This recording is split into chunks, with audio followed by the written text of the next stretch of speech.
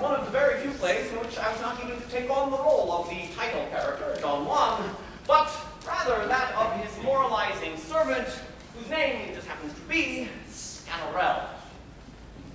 This was only to further the arguments of the pious, who insisted that my portrayal of the sanctimonious Sganarelle was limp, ineffectual, and disingenuous, while Don Juan himself remained the more appealing character, who, in spite of the looming cloud of perdition which seemed to follow him wherever he went, always seemed to have his own way with the most attractive women.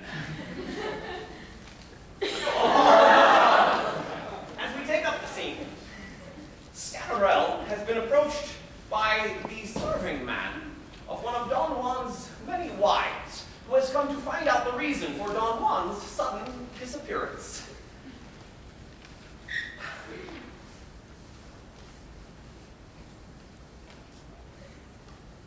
I don't pretend to know my master's heart, nor am I authorized to speak his part. He sent me on ahead to scout the way, and I have yet to speak to him today. But let me whisper softly in your ear.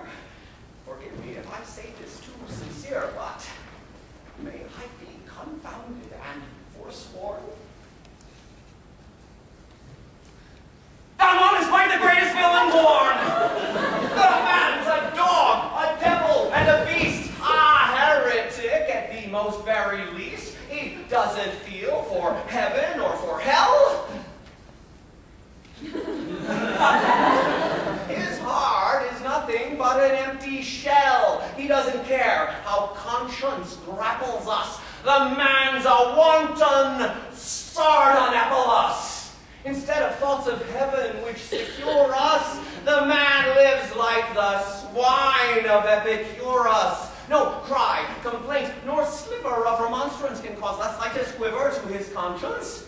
You say he wed your mistress. Fancy that.